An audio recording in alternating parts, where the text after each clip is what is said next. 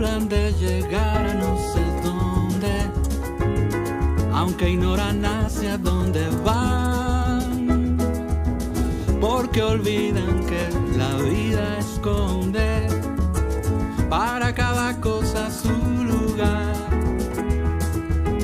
Y eso nadie lo adivina, si estás lejos o en la esquina, pero llegar nunca es el final.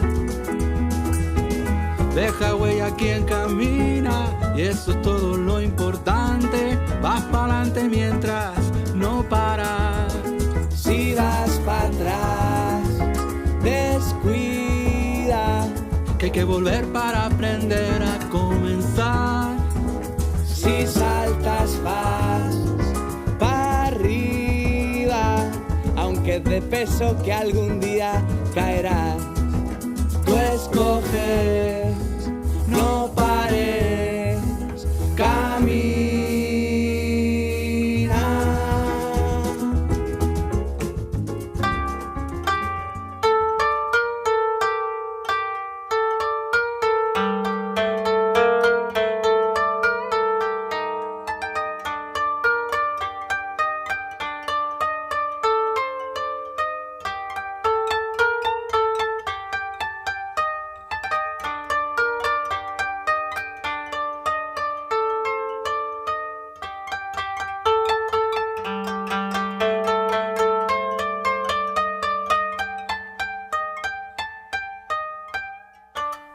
Hoy en Caminos de Ida y Vuelta vamos a vivir, vamos a hacer una travesía entre dos culturas.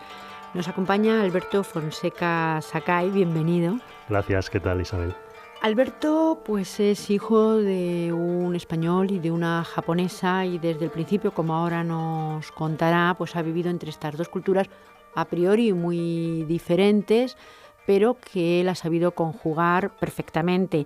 De hecho, él nació en Barcelona de una manera ocasional porque se ha criado en Madrid, ha estudiado en Madrid, como nos dirá, la licenciatura de Ciencias de Información y después ha ido a Japón, donde ahora mismo está, donde trabaja y además pues hace algo muy especial porque por un lado él es profesor de español en la universidad, pero por otro lado también colabora en un servicio español de radio que también nos explicará a continuación y hace programas y colaboraciones en español. Por lo tanto, esa vida curiosa en el sentido de estas dos culturas que primero, Alberto, me gustaría saber si consideras tú mismo tan diferentes, ya que, bueno, de alguna manera para ti ha sido algo natural vivir en las dos orillas.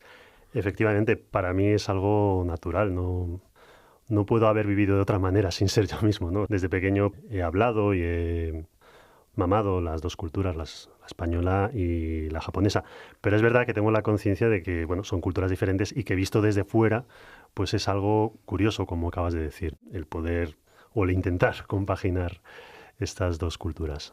Si empezamos en la niñez, ¿ibas a un colegio español, pero también a un colegio japonés? Sí, en Madrid hay un colegio japonés en la carretera del Plantío y entonces, bueno, está la opción de ir todos los días, de lunes a viernes, como un colegio japonés normal, con el plan de estudios de Japón, pero en mi caso optaron por llevarme los sábados y así, bueno, entre semana iba a un colegio normal, español, público, y luego los sábados pues intentaba no olvidar el japonés porque en realidad cuando yo tenía entre 2 y 4 años estuvimos viviendo en Japón y allí es donde aprendí a hablar el japonés, ¿no? Entonces, bueno, el tema de mi vida siempre ha sido eso, ¿no? Cómo no perder la parte japonesa, cómo intentar recuperarla después cuando terminé la carrera aquí en España y me fui a vivir allí.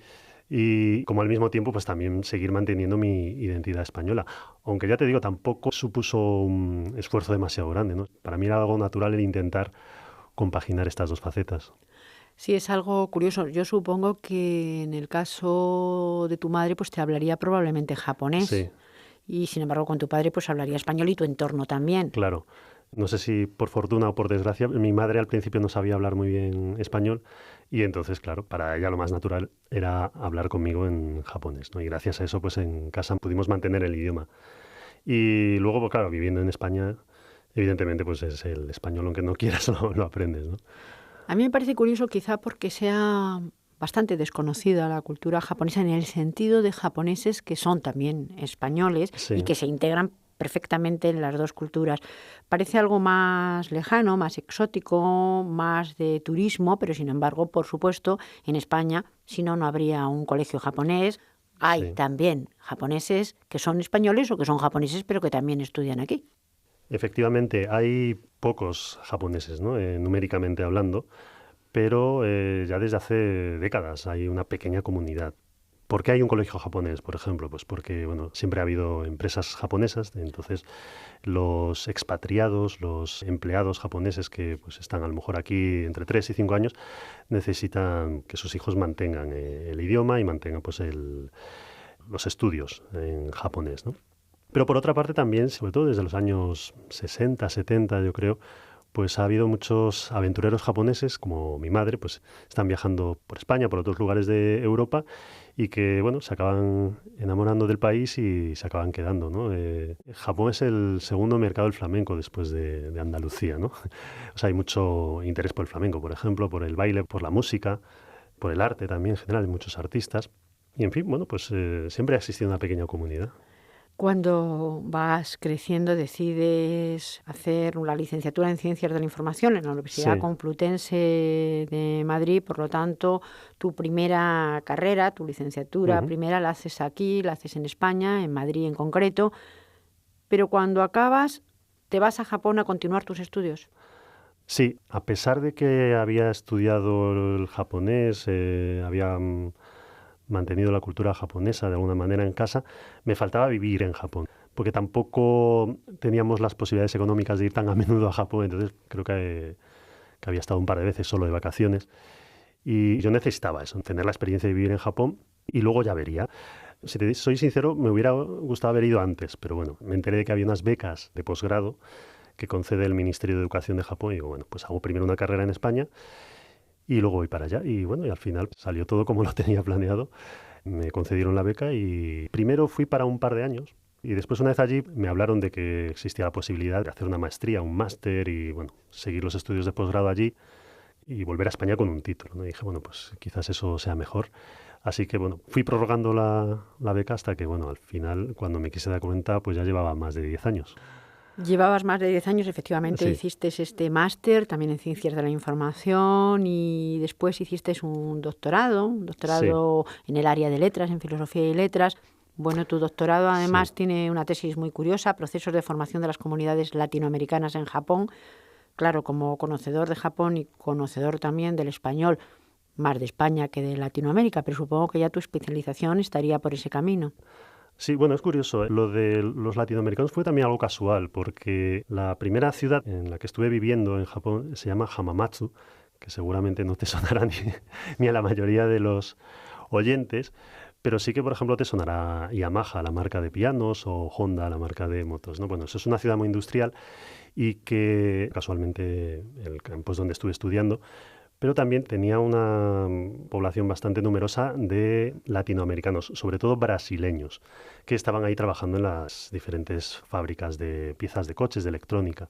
Y claro, de manera natural pues empecé a hacer amigos, ¿no? Ya que, bueno, por proximidad idiomática y cultural, me pareció curioso que hubiese brasileños y peruanos, argentinos viviendo en Japón. Y luego me enteré que, bueno, en su mayoría eran de origen japonés, hijos y nietos de japoneses que habían emigrado a finales del siglo XIX, principios del XX, que tenían sus comunidades allí, en Lima, bueno, el caso famoso de Fujimori, ¿no? Por ejemplo, en Buenos Aires, en Brasil, en Sao Paulo, hay más de 1 millón de japoneses. Y yo los veía un poco parecidos a mí, ¿no? También estaban viviendo entre dos aguas. Bueno, en su caso también quizás por necesidades económicas, muchos habían emigrado a Japón para trabajar un tiempo y luego volver a sus países, pero bueno, yo la verdad es que me sentía muy cercano a ellos. Bueno, y ya que venía estudiando lo que eran los medios de comunicación en España y en Japón, pues pensé que podía ser un tema interesante cómo ellos vivían su experiencia como inmigrantes en Japón y cómo eso se reflejaba en los discursos mediáticos, en la prensa escrita en español y en portugués allí en Japón. A mí me parece un trabajo pues muy interesante. Acabas estos 10 años de formación Sí, y ¿qué haces?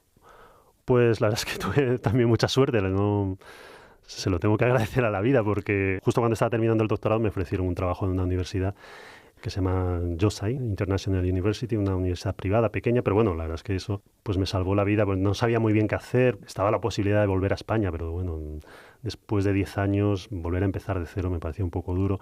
Me había acostumbrado a vivir en Japón también, y así que bueno, aproveché esa oferta. Y casi al mismo tiempo, unos meses más tarde, empecé a colaborar también con Radio Japón, que es la emisora internacional de la NHK, que es la emisora pública japonesa. Bueno, son dos campos que yo creo que tenemos que explicar un poco. Ahora Sí. mismo, en realidad, estás de profesor titular en la Facultad de Derecho en el Departamento de Estudios Europeos de una universidad en Okinawa. Sí, en la Universidad de Ryukyu, sí. Eso por un lado. Sí. ¿Y sigues colaborando con Radio Japón? Sí, claro, cuando vivía en Chiba, en la zona de Tokio, y luego más tarde me mudé al centro de Tokio, durante 5 años aproximadamente, me dediqué sobre todo a la radio, ¿no? Empecé a trabajar en esta emisora, primero unas horitas, y bueno, al final pues ya acabé siendo locutor de noticias y de diferentes programas. Y la verdad es que pues es un trabajo que me encantaba y me sigue encantando, pero bueno, al final surgió esta oferta de trabajo también en Okinawa, que es un lugar que me encanta y bueno, me apetecía seguir mi carrera académica. Desde que me mudé, al no vivir en Tokio no puedo colaborar tan asiduamente, ¿no? Entonces, ahora principalmente participo una vez al mes en un programa que se llama Buzón de Radio Japón. Antes pues era el locutor principal, participaba cada semana. Y ahora pues una vez al mes me llaman por teléfono y les cuento alguna cosa sobre Okinawa, alguna novedad o alguna curiosidad cultural. Estas colaboraciones en la radio las Sí. haces en español. Sí, claro, porque es una emisora dirigida al público extranjero, bueno, hispanohablante, ¿no? Antes se emitía también para España por onda corta, pero ahora solamente para América Latina. Y también, por supuesto, se puede escuchar por internet. Me consta que hay muchos oyentes de Radio Exterior de España que también son oyentes de Radio Japón. Así que les mando a todos un saludo por si alguno me reconoce. Me parece algo muy, muy curioso. Y como profesor titular en la facultad en Sí. Okinawa, ¿das clases de español también Sí. o cuál es la línea? Sí, ahora sobre todo enseño español, idioma castellano. Luego para los alumnos que ya están en los últimos años de carrera, para los trabajos de fin de carrera, les dirijo las tesinas y ahí ya sí les explico un poco más sobre cultura, sociedad española. Últimamente también estoy viendo la situación de la inmigración aquí en España, ¿no? Poco a poco creo que empezaré a dar enseñar más asignaturas de este tipo, ¿no? Pero bueno, ahora mismo sobre todo enseño lo que es el idioma. Alberto, me parece también una cosa muy interesante porque tú no has perdido nada de español. Es decir, muchos españoles que están fuera en otros países se acaban olvidando un poco del español, aunque hablen español, pero hablan menos y su acento pues pierde. El tuyo no ha perdido absolutamente nada. En mi caso, claro, como por cuestiones laborales siempre estoy en contacto con el español, quizás por eso no se me ha perdido el acento, pero sí que a veces se me oxida un poco el idioma, ¿eh? No me salen las palabras tan fácilmente y dudo bastante, ¿no? Pero bueno, es lo que tiene vivir entre dos países. En lo personal también hay algo curioso, no es que me vaya a meter demasiado en tu vida personal, pero esto sí me ha parecido al hablar contigo bastante curioso, porque vivir en Japón y encontrar a una persona y enamorarse de una Sí. persona que, como tú, es hijo de español o de española y Sí. japonés, quiero decir, también es japonés y española, es una cosa muy curiosa. Sí, la verdad es que es bastante casual y fue algo que no lo busqué, pero bueno, la vida te da estas sorpresas. Sí, mi mujer es medio japonesa, medio española, nacida y criada en Barcelona. Y fue casual en cierta manera, pero bueno, también es verdad que hay una comunidad o escena de medio japoneses, medio otra cosa, digamos. En Japón tiene una categoría específica, se les llama hafu, que es la manera japonesa de pronunciar half, que es medio en inglés. Entonces, bueno, los que somos medio japoneses, medio algo, nos ven diferentes, ¿no? No somos ni extranjeros, ni japoneses, tampoco somos de una minoría étnica, por ejemplo, los coreanos, ¿no? Los coreanos tienen otra categoría. Coreanos me refiero de segunda, tercera generación criados en Japón, ¿no? Tienen otra categoría especial. Los halves, sobre todo los que son halves de occidentales, pues somos vistos de una manera diferente. Entonces, bueno, últimamente hay un pequeño movimiento de un poco intentar revisar este concepto y pensar qué significa, si realmente tenemos una identidad común o no. Y entonces se están formando pequeñas comunidades, sobre todo virtuales, ¿no? A través de Facebook, redes sociales, y hay eventos, encuentros, y así es como, bueno, acabé conociendo a mi actual mujer. Me parece curiosa esa categoría. ¿Tú cómo la definirías? Ya sé que en todas partes de alguna manera tendemos a dar nombre, Sí. pero en Japón también, y en este caso significa una discriminación o simplemente es una manera de nombrar algo que es una realidad. Sí, yo lo veo más bien así. Hay bastante polémica en torno a este concepto, a esta categoría social, que, por ejemplo, en España no existe, ¿no? El ser medio español, medio algo, darle un nombre a ese tipo de personas, quizás no existe, pero bueno, existe en categorías sociales para otro tipo de personas, ¿verdad? Por profesión o por origen, etcétera. Hay personas que lo ven como una discriminación porque puede en cierta manera significar que no les aceptan como japoneses. Pero bueno, yo pienso también que si tienes un origen o parte de tu origen es de otro país, no está mal también reconocerlo. Que eso dé lugar a una identidad común entre distintos hubs, eso ya lo veo más difícil, porque bueno, una persona que sea medio española como yo es muy diferente de una persona que sea medio norteamericana, por ejemplo. ¿Que hayamos vivido experiencias similares? Sí, depende también, ¿no? Si yo me hubiera criado en Japón, seguramente hubiera tenido una experiencia muy parecida a otro medio extranjero. Este tipo de cosas se están discutiendo ahora, ¿no? Si la identidad Hafu representa una vivencia real o no, si es discriminatorio o no. Y curiosamente hay un documental que ha codirigido una chica que es medio española, también, medio española, medio japonesa, se llama Lara Pérez, y se titula así, ¿no? Half, y recoge las historias de vida de diferentes personas. Uno es medio africano, otro es medio latinoamericano, hay una chica que es medio coreana, etcétera, ¿no? Y lo que al final, la moraleja del documental es eso, que cada uno pues tiene una vivencia muy diferente y que bueno, cada uno intenta llevar esto de vivir entre varias aguas como mejor puede.